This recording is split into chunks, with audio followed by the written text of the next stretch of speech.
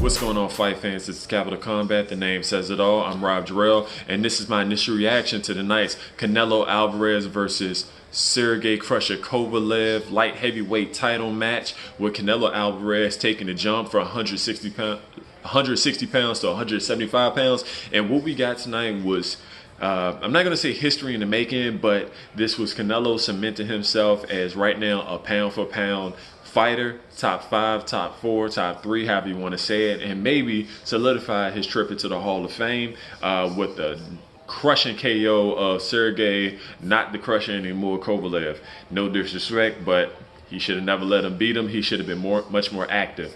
I'm not going to keep this long, but what we got was a 11th round KO. Canelo basically did what he had to come to do. If you watched our preview, we called it for a decision, but one of our guys, what you need, in our comments, when I did a post weigh-in video of how we thought Canelo and Kovalev looked, with more questions on the table, being that Kovalev did not look quite how we should have at the weigh-in. Plus, there was a rehydration clause of only about 10 pounds, which for the crusher might have taken away some of his strength and stamina. But that's neither here nor there. From the outset, we saw that Crusher was trying to utilize his jab, stay at the end, create distance, take advantage of his height and his reach advantage over Canelo. But Canelo, being the consummate boxer, kept a high guard, did not take a lot of damage, and made himself a target that was really small. Kovalev worked that jab, punched at all angles, or punched directly at Canelo to try to break him down, drop his hands, make it easier target. But Canelo stayed in there and kept moving forward throughout the most of the fight, while Kovalev landed most of his jabs that out-jabbed him, working Canelo. In work rate, Canelo had, again, what we said, the showier shots, the harder shots, the more explosive shots. And throughout most of the fight, even though Kovalev was in there throwing that jab and turning his punches, trying to work the body a little bit and punch through that guard, Canelo weathered the storm. Like we said, he was a much better counterpuncher. He was much more explosive, and when he landed his punches, you can hear the sound on him, and the judges probably noticed it. While Kovalev would throw the jab, but he would never commit to his power shots. Yeah, he threw the occasional hook, not the jab, the hook, body shot and right hand, but never anything to seriously hurt him. And throughout most of the fight, Canelo was definitely throwing those punches, and he really never hurt Kovalev.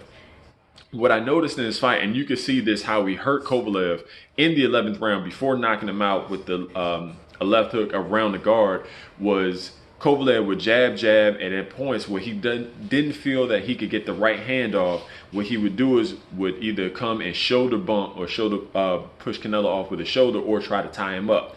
Canelo was able to fight him off, and what he would do is he would fight off with his right arm and come over the top with a right hand. I think he landed it around 10 or 11 times throughout the fight, every time that Kovalev tried to tie him up, which was good. He did not try to tie him up, or he didn't allow Kovalev to tie him up, because he does not want to wrestle with a bigger man. While he might be stronger because of the rehydration clause, because of the bad cut by Kovalev, he was able to fight him off, create space, throw that right hand, hurt him in the 11th round, and then went back, tagged him with the left hook, seriously hurt Kovalev, took him out. Now, this was history for Canelo. He's the golden boy now. Kovalev might actually be done. I can't see him taking too many more fights where he doesn't either get seriously hurt or have a real challenge, because if he continues to fight, I think it's going to be blood in the water, and there's plenty of sharks around in that very talented, very deep light heavyweight division. Canelo, on the other hand, what does he do now? Does he stay at 175? Because I'm going to be honest, I think he wants no part of Badu Jack, Marcus Brown.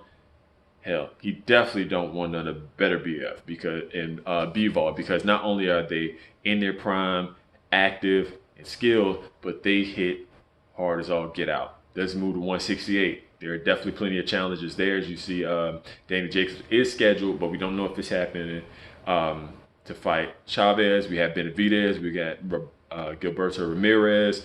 We got Callum Smith. We got Chris Eubank Jr. Or does he go all the way back down to 160, which is probably going to be a little bit difficult for him, where Murata, Charlo, Andre, plenty of fights there at 160. So he has a choice of fights, but he can't take light fights anymore. He can't.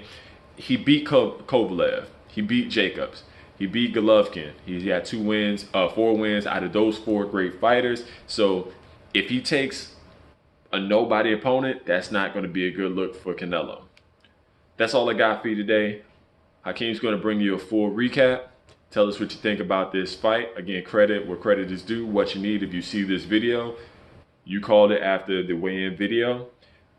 Hit us up on social media, Twitter, Facebook, Instagram. Email us, capitalcombat@gmail.com. Hit us up with the comment below. Like, share, and subscribe. And until next time, bye. This is round 1, and you've already lost. They don't seem to see that everything we've done is coming and gone. My fists are on fire. I perform till I perspire. My demons are in a rage. Keep